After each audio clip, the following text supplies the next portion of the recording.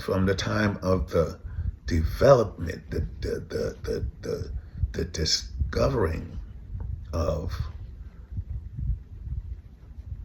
people already residing in America, that America was just so mistreated. The original inhabitants of this land, the original, what you want to call the so-called Indians, as the drunken Captain Columbus, Christopher Columbus, thought he was in India when he landed on the shores of America. And he thought that the people were Indians. But the Native Americans, of which myself am descendant, I'm not from Africa, and there's quite a few of us who have been given some unreliable descriptions of ourselves, and we just went along with the abuse that was given to the chattel slaves that came from Africa, because we resembled, they all look like me. So they were so racist that the white people who came to this land as well. And you gotta look at Mel Brooks, not Mel Brooks. Mel Brooks is an excellent comedian, but Mel Gibson, he's not so much of a comedian. And his movie Apocalypto, which shows how the natives ruled the Americas, and they were in territorial wars. First, they didn't even like their own selves, and they couldn't get along because they had territories, because they had different beliefs in their cultures, until they saw the Europeans, who looked nothing like them at all, start coming in on those boats.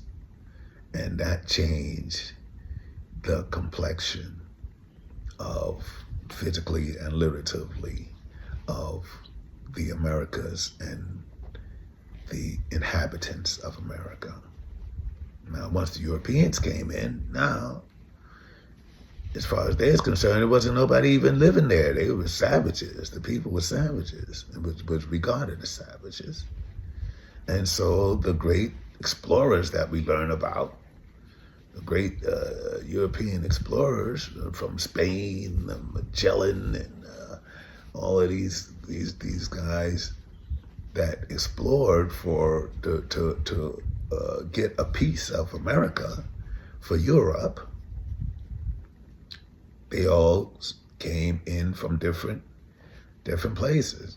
You had France coming in, and with the Louisiana Purchase, they claimed part of Louisiana. You had the British who came in, and they settled in the north and the northeast with the Pilgrims and the ships from Britain.